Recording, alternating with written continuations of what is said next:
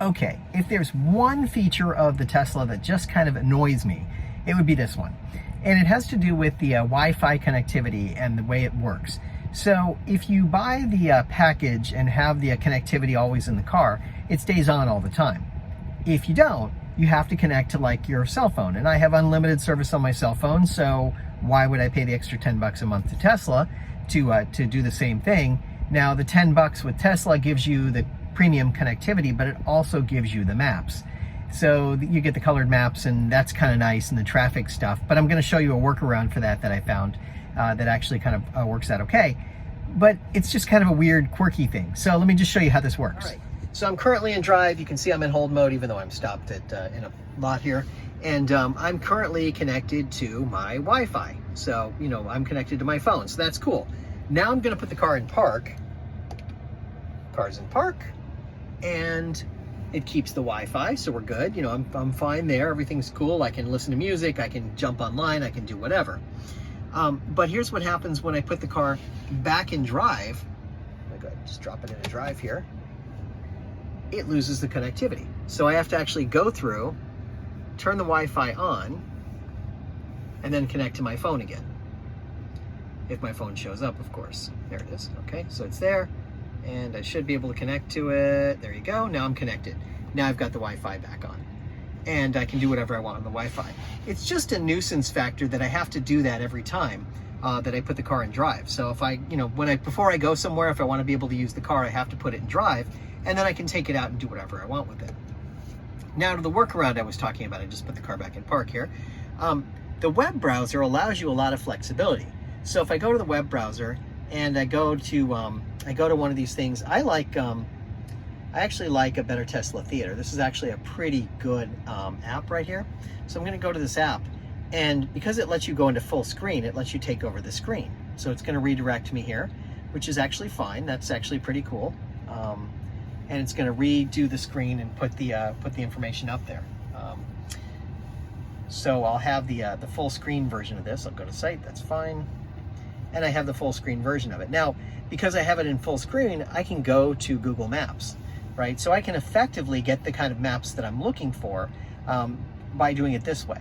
I have to say, having the Google Maps like this, now it doesn't absolutely figure out where I am, which is a small problem. I can also switch to satellite view, which is effectively what the Tesla allows you to do when you pay for premium connectivity. So I can come in here. I'm actually over here at a regional park, so I'm back in here. At this regional park, it's a little further down. There we go. This is where I am right here. Even though it doesn't know that I'm there, I'm here. So I'm actually sitting in this location right now. I can also go on, and there's other things I can do in here besides just the Tesla Theater. Besides just the maps, of course, I could watch videos on here.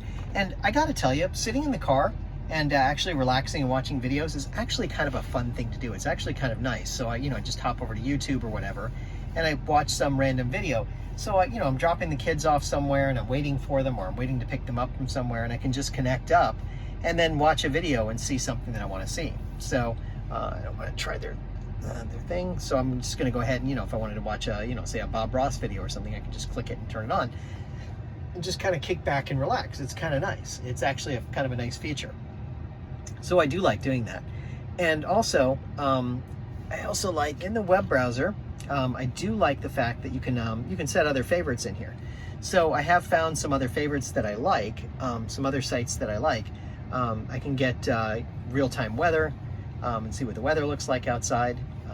So it's supposed to rain this evening. That's great. It's going to be nice and hot. It's going to rain. But I have some information to help me a little bit that way, something I wouldn't get otherwise. And I also like, this one's actually kind of nice too. So I'm going to let it figure out where I am here. And this one, if I go to it, it actually figures out where I am on the map. So that's kind of nice. It doesn't give me another view of a map, but it actually figures out where I am. So that's actually kind of a nice feature that way. So I kind of like that in that way. And there's some other apps that are in here too that are actually very clever. Some things that I can do. So, the apps work themselves. So the thing is, this map in like 6 shades of gray that they put up here for the Tesla default navigation, is fine. It serves a purpose, and I really like always knowing where I am. But it is kind of annoying that it's in these shades of gray, and it's not, you don't see it in color, or you don't have any detail in it.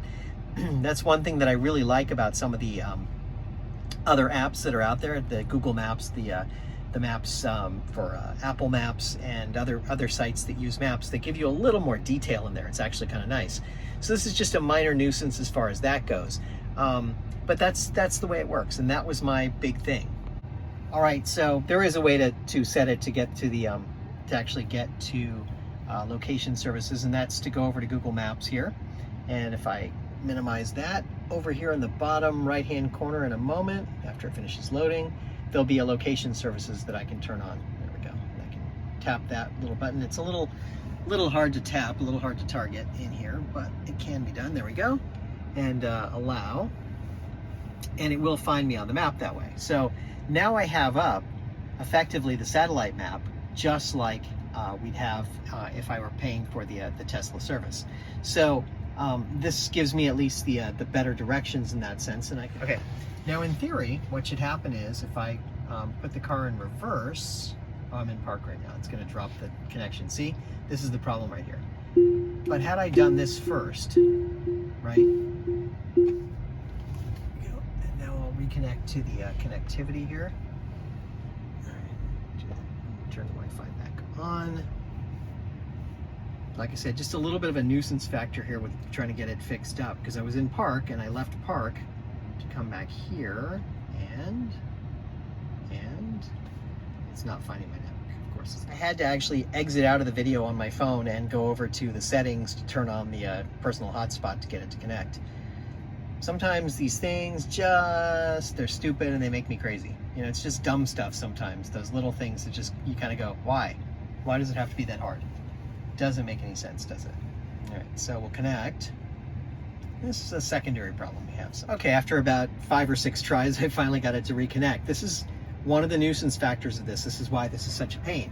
Sometimes it'll connect, sometimes it won't. But now I'm connected again. I've got Bluetooth up there, and I'm good. And now I've got my map up, and it's the full map from Google Maps, which is great. You know, it's kind of helpful in a sense. I think it lost my location services there, so let's come back over here and tap on it again. It knows where I am. I'm the blue dot there, and now in theory I should be able to drive around a little bit, and it should continue to know where I am in theory, and it does. So it's not quite as good as the Tesla maps in that sense, but it does give me a better view of the world that way, so I can actually see where I'm going and what I'm doing. Okay, it looks like it did not pick up my new location, because I have definitely moved away from where I was at this point. So this is a minor nuisance factor here, right? That you don't have, it doesn't necessarily follow you the way you want it to.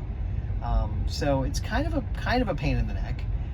It's, in some ways you have to use some different methods to be able to see where you are, but you get a sense of how this works, right? It kind of gives you an idea.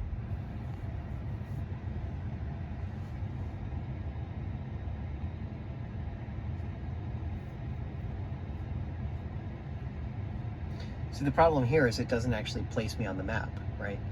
I'm here in this area, but it doesn't place me on there. I don't see where I am, but it will adjust the map as I'm going if I get further away. So it's just, again, just little details. Sometimes these things are painful, sometimes they're great. But this one does have the Waze information on it, so it can show me where there's accidents and so forth. So I have all the same information. It's just not as convenient as it was on the Tesla app. I wanted to show you one other thing, and that's this Tesla Waze app that allows you to see Waze information for real-time traffic on your screen here in the Tesla. It's just another website. So if you have your hotspot connected, theoretically you could have this up on the screen. Again, I'm not sure if you should use it for driving, but the idea is you could at least do some pre-planning. Knowing that there's some construction along the way, you could actually plan your route a little differently. So just another option you have available to you.